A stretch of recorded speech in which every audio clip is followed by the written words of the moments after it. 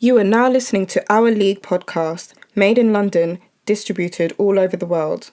Episode 82, I want to say. Episode 82, hourly podcast. I'm going to offer the duo Eds. My co-host, my brother Ethan isn't here today.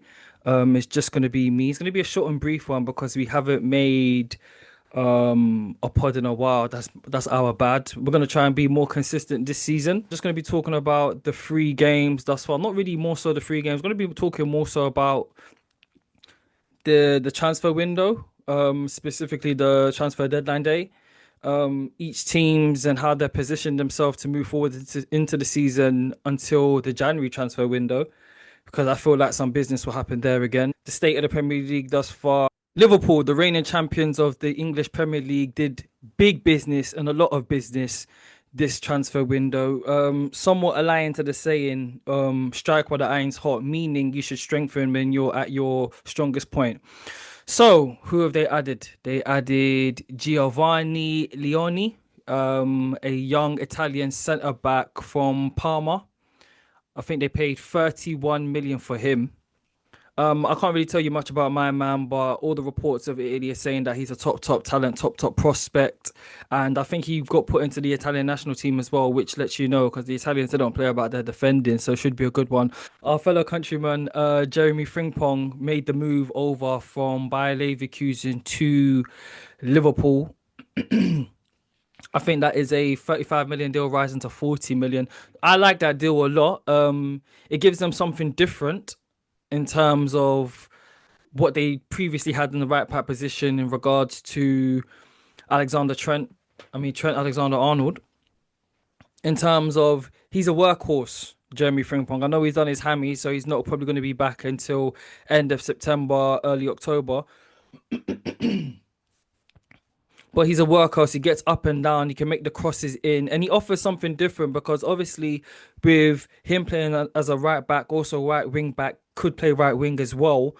Obviously, Mohamed Salah occupies the right hand side. He's someone that naturally likes to cut in and does the curve shots. So it gives them that multi-dynamic threat moving forward in regards to he's going to make the overlap runs.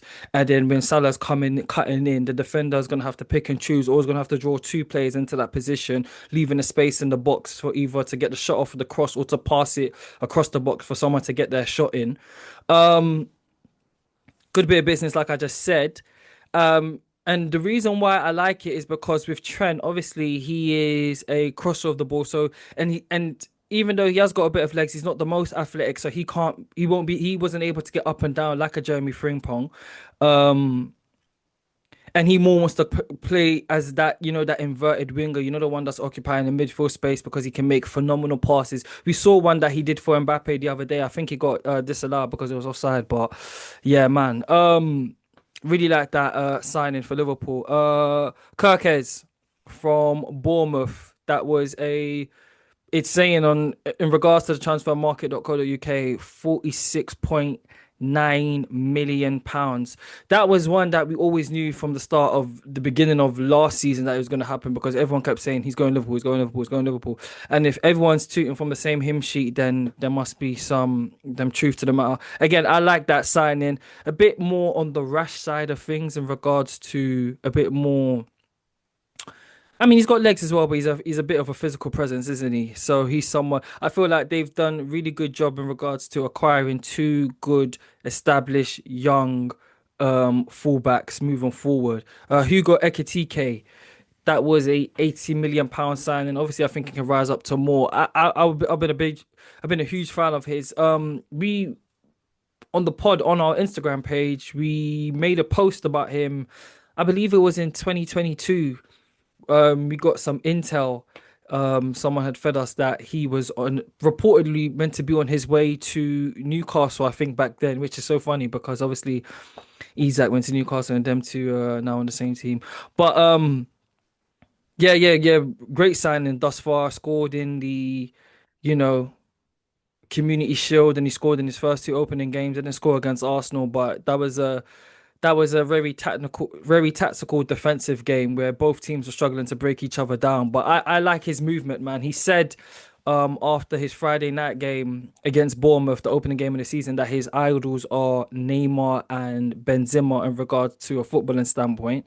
And I can see the Neymar not the Neymar, I can see the Benzema comparison in regards to he likes to drop into play and link up play. He has for a tall guy, because I think he's like what 6'2", 6'3", maybe even 6'4". For a tall guy, he has a phenomenal first touch, very nimble, very agile. He's a good dribbler of the ball as well. He gets into nice spaces. Like I said, he drops into playing that false 9-10 role, links with his fullbacks, and then eventually the ball will find its way back to him. And he's got the agility and the balance to like make these drop of the shoulder movements to create space to get his shot off, which we saw in the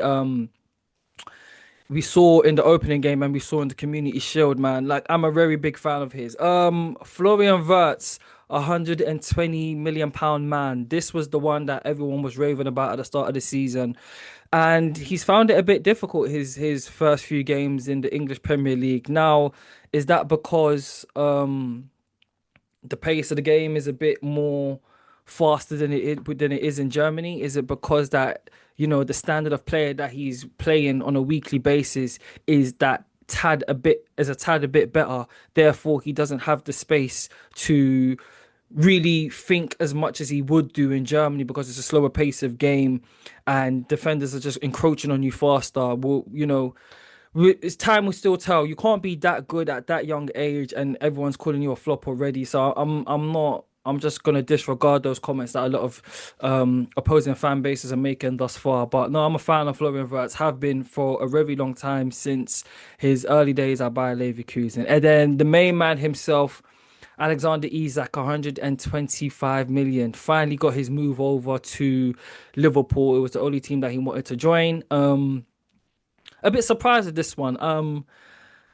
Obviously he wanted to make the move because he wants to compete at the highest level, so forth and so forth. But I'm kind of annoyed. I'm not annoyed at what he did to make his move because, again, there's a hero and a villain and every side of the story needs to be told, right? Because you're seeing it with clubs like Manchester United. When they want players to leave, they're going to make you train by yourself. You're going to have to train with the kids. You're going to have to train at the younger training ground, go through a separate car park. When your teammates are there, you're not allowed to be there. You go at a different time, so forth and so forth. So it can happen both ways. But if I'm him, right, Newcastle is a big club domestically. Now, I get it that Liverpool is a big club globally, and he's a Liverpool guy. I mean, he's a Adidas guy. They're an Adidas team, so maybe they wanted that correlation. Even the Newcastle's an Adidas team as well. But like I said, Liverpool is just a global powerhouse, right, with such a huge history and tradition. They're constantly going to be playing the Champions League. For the foreseeable future, they're going to be constantly competing for the Premier League. Great coach. And he's probably thinking, yeah, I'm going to be, if I plug and play with that team, we've got it for the next 5, 6, 7 years, whatever. But why I would have loved for him to stay at a Newcastle is because he's the main man. It's his team. He can establish them to be a powerhouse and disrupt the order of things, and they could become a perennial top 4 team. And he could build a legacy up there and become another cult hero. Because when you think of Newcastle, you're only really thinking of Alan Shearer. I'm not really thinking of anyone else. He could have been that guy. And like I said, they've got the money to be able to compete now in regards to acquiring the players, but they just needed a few star players here and there. They maybe needed another star centre back.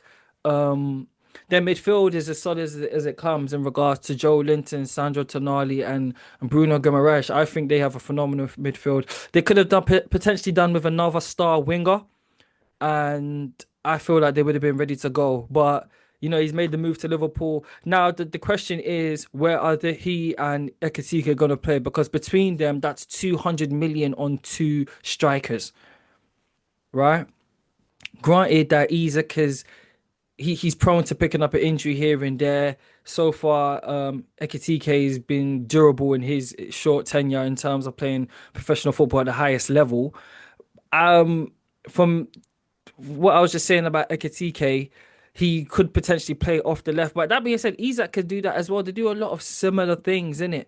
So very interested to see about that team, Liverpool, thus far. Has that secured them in terms of, winning the league this season? It's gonna be tough to beat them. It's gonna be tough to beat them because top to bottom, they've got a squad. They've got a squad. You are now listening to Our League podcast, made in London, distributed all over the world. All right, Arsenal. Let's talk about our transfer signings. You can see the Arsenal there, so obviously that's my team. All right, cool. Martin Zubimendi, the coup of the transfer window, because many a team wanted him, as we've mentioned before. Liverpool had a deal in place with him last season, and at the last minute, I'm pretty sure Mikel Arteta made the call to him and said, "Yo, big man. Obviously we got Marino. Wait a year. Let us get our money right, and then we're gonna come for you." Obviously, him and his buddy are there. He's gonna want to be with his buddy. He's gonna want to be with his Spanish coach. Obviously, London as well. More of a appeal than living up north. It just is. Sorry, not sorry.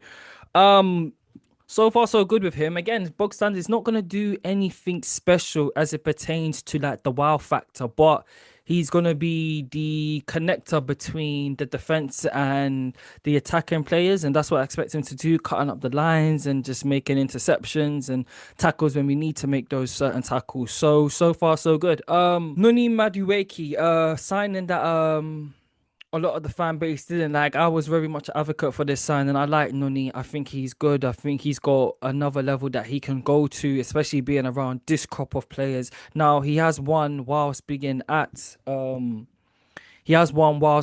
Chelsea. They've won a few things there, but I feel like he can now be a part of a team that goes on to win major honours. That's no slight at Chelsea because he won major honours there as well.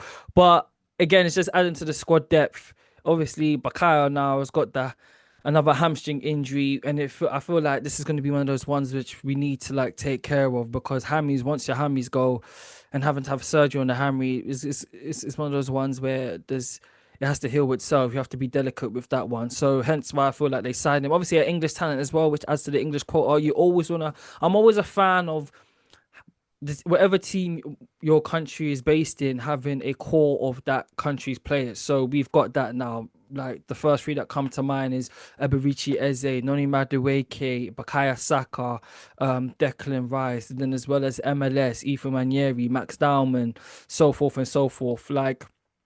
So yeah, no, I'm happy with the Nuni Madueke signing.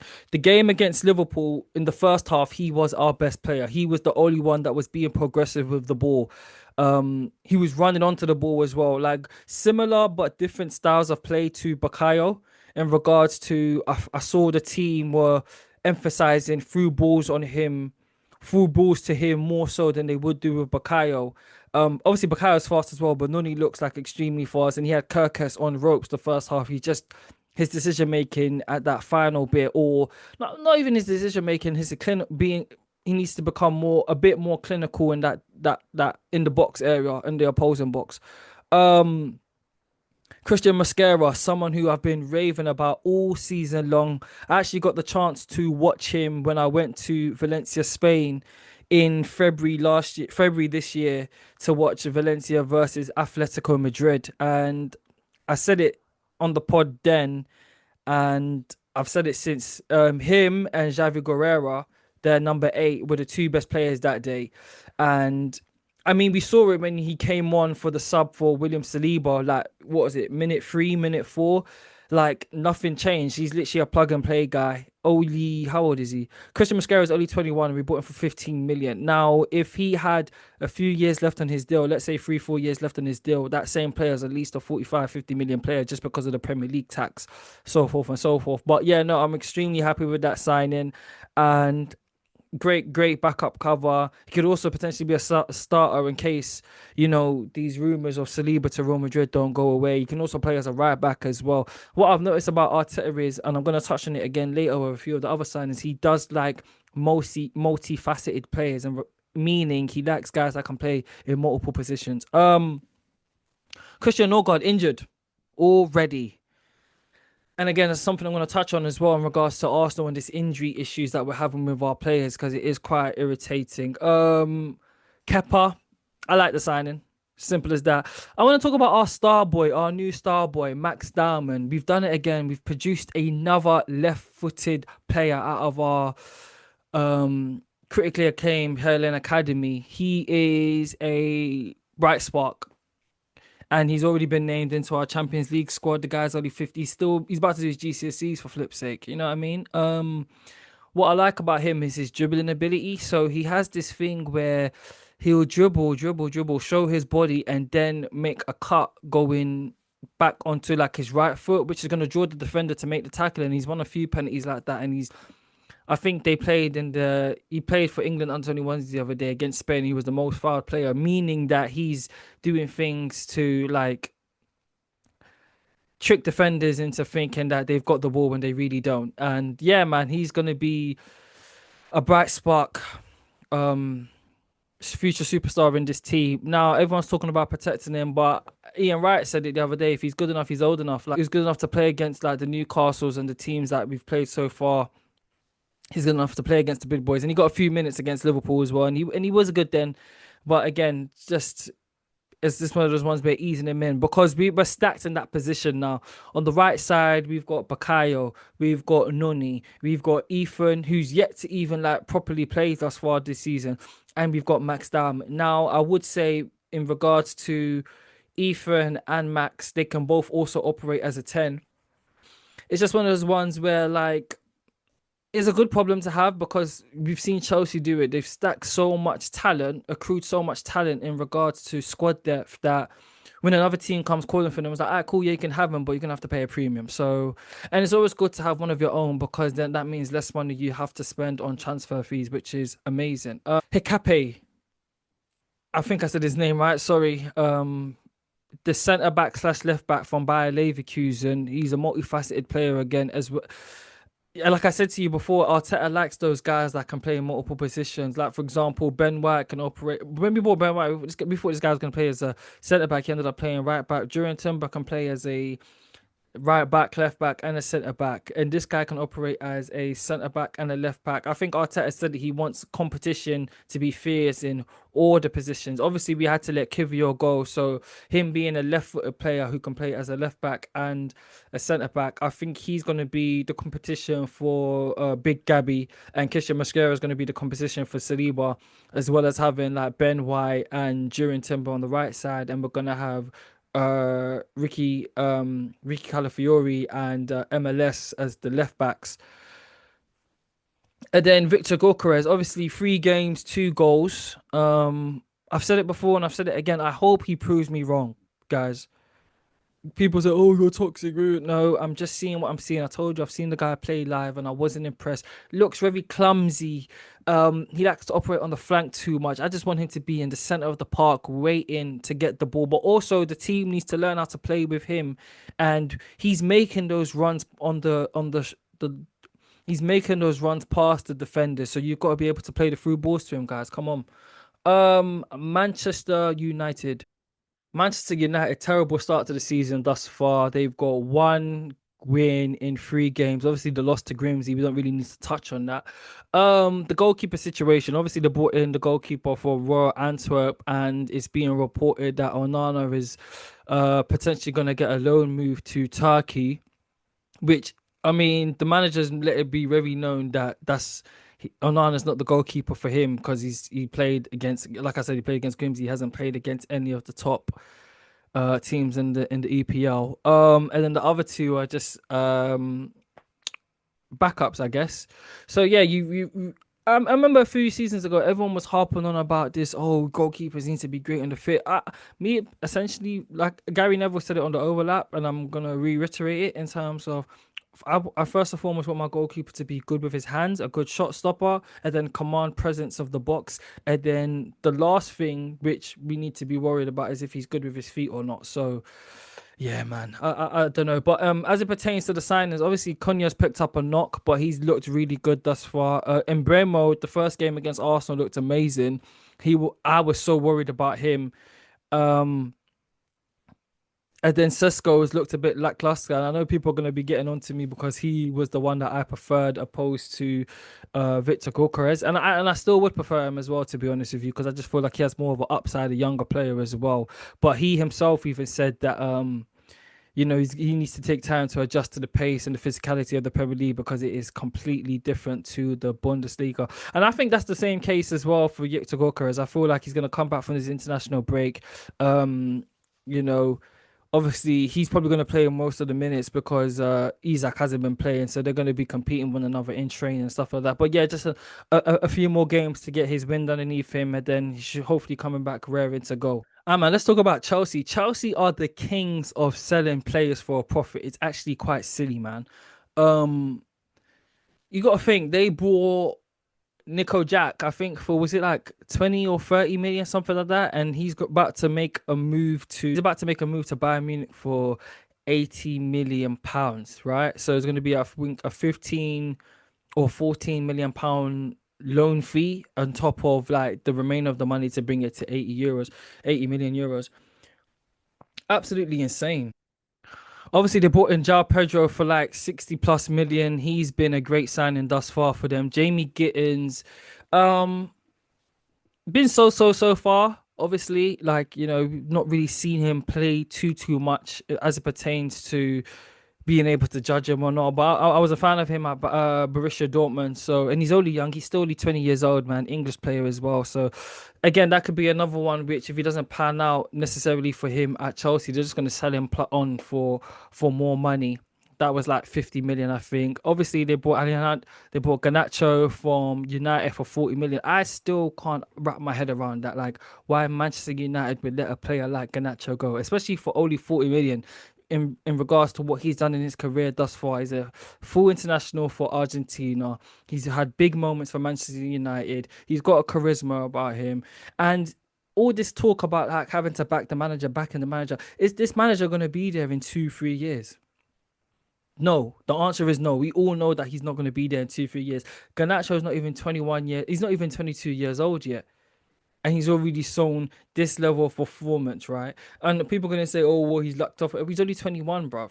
Do you know what I'm saying? But like, look what his highs have been thus far in his career. And yeah, he may have a bit of lows, he may have a bit of attitude problem. You just need to get him around the right players, the right culture, the right system, stuff like that. So, I mean, I from that standpoint, maybe I'm contradicting myself. Maybe it is a good thing they got rid of him. But in terms of the talent wise, a player like him should not be leaving Manchester United. João Hato, they bought him for 40 million. I'm so upset with that sign. I would have loved that signing. That's the signing I think Arsenal should have got. We were linked with him a few years ago, and he's again another multifaceted player who can play as a left back, who can play as a centre back. He's only 19. He's only 19, and he was the captain of Ajax, if I'm correct. Full international as well for the Netherlands. His upside is world class potential, in my personal opinion. So they've done amazing getting that signing over the line. Liam Delap, 30 million. Good sign as well. Traditional English striker. Estêvão is the one. Estêvão was the one. Estêvão was the one where I'm thinking to myself, okay, I can see why you lot let Noni go, because they paid what, I think 30 million for him, which thus far is looking like a bargain. He's already scored his first international goal for Brazil, and obviously Ethan is the Chelsea fan on the show, and I was saying to Ethan, number 41's got the potential to be. I think Estevao is going to be Chelsea's best player within the next 2 seasons, because what he's able to do thus far, and he's only 18 years old, and he still needs to add muscle. He still needs to get a better understanding of the English Premier League. He still needs to get up to date in terms of the fitness of the English Premier League, so forth, and understanding the language, getting in that rhythm and that connection with his teammates. Yeah, man. And then even if, like, hopefully in terms of the Premier League, you would like him to stay because you get to see him week in, week out. Not to say you don't as other leagues, but it's different. But he's one which I could see in, like, by the time he hits like 23, 24, Real Madrid will probably come calling for him. And Chelsea could then sell him for excess of 100 plus million, because that guy's talent is through the roof. It's insane. Okay, let's talk about Spurs. Daniel Levy is stepping down from his position, I think almost 25 years in the role. People are saying that it means that the actual owners of the team are planning on selling the team. It's Spurs, isn't it? So I'm gonna try to be nice and not say anything harsh. I will give Tottenham credit because they signed Xavi Simons, and big fans of Xavi Simons on this podcast. Everyone that knows football has known that this guy has been one of the original Starboy Wonder Kid ever since he was like 10 years old. We've seen his clips of him in Barcelona's academy. And then he made the move to PSG. It wasn't really getting minutes there. And then he made the move to PSV, back to PSG, to RB Leipzig, and now he's at now he's at Spurs. Great signing, great signing for them. What position he's going to operate in? Obviously, Madison is injured for the foreseeable future, so he could operate as the 10. He could operate on the left side. He could even operate on the right side, even as a second striker. You know what I mean? But Spurs have accrued a decent amount of talent. Obviously, they signed Koulo Moani as well, but it was no secret that he wanted to go to Juve. Obviously, he was balling out at Frankfurt, made the move to PSG, never really happened. Then he went to Juve, he scored a few goals there and there and wanted to stay. But obviously, Italy, they're struggling in terms of the finances and being able to bring these guys in. But what you notice, especially with clubs like Juve, they'll bring on a player for like a year and then they'll have to sell him because obviously the books can't keep up, or maybe they want to go another direction and stuff like that. So it's quite frustrating as it pertains to the Italian football. But yeah, Spurs, man, have built up a nice little collection of players for themselves. Fair play, man. But I still don't see them as a real threat, if I'm being honest with you guys. All right, cool. Let's talk about Manchester City. Yeah, so after 3 games, Manchester City are 13th in the league. Their opening game was a 4-0 win over Wolves. Then they lost 2-0 on week 2 to Spurs, and then they lost 2-1 to Brighton, the 3rd game of the season. Is this kind of adding to the fact that no one was really hyping them up before the season started? Like, because what goes up must come down. All dynasties are coming to the end. Obviously, Pep signed an extension of 2 years, I believe. So, it's showing that the end is near as it pertains to the strength of this current Man City side. But that's not me writing them off entirely, because with that money, like, they're going to be able to attract the best coaches, the best players, so forth and so forth. And they've built up a brand now, which is so big globally. Like, it's impossible to like completely write them off. But as it pertains to this season, I don't really see them competing with the likes of your Arsenals or your Liverpools, and even your Chelseas, if I'm being completely honest with you. And obviously, it is somewhat of an age and squad as well. Hence why you're seeing the likes of, your Kanji starting to leave, your Kevin De Bruyne starting to leave. What happens to your John Stones, who's been battling injury, so forth, so forth. Rodri's just coming back from an injury. Yeah, man. And then obviously with the goalkeeper situation, they brought in James Trafford, but then they've also brought in Donnarumma. So who's going to be your number one there? Obviously, you've still got Ake, and then you've still got a lot of young pups as your defenders. Like, it's obviously the midfield's strong. Ryan Shirky, has picked up a knock. And then you've still got your main man, Erling Haaland. I've got him in my fantasy. And then Omar Mamouche. I feel like Mamouche, like, he played good last season, but I predict for him like 25 like 25 goals, 30, all comps, 30 goals this season, I reckon, for Mamouche. Man, he's a top player. Obviously, Savinho was linked to Spurs. And then obviously, I think he said he wanted to stay and fight for his place. Jamie Doku's a guy who's going to have to get more goals, I reckon. I like his game. I do like his game. And you have seen his improvements thus far. So shifty, so fast. But yeah, with City, we just have to see, man. Because we said it going into the season, like, what I don't see for them.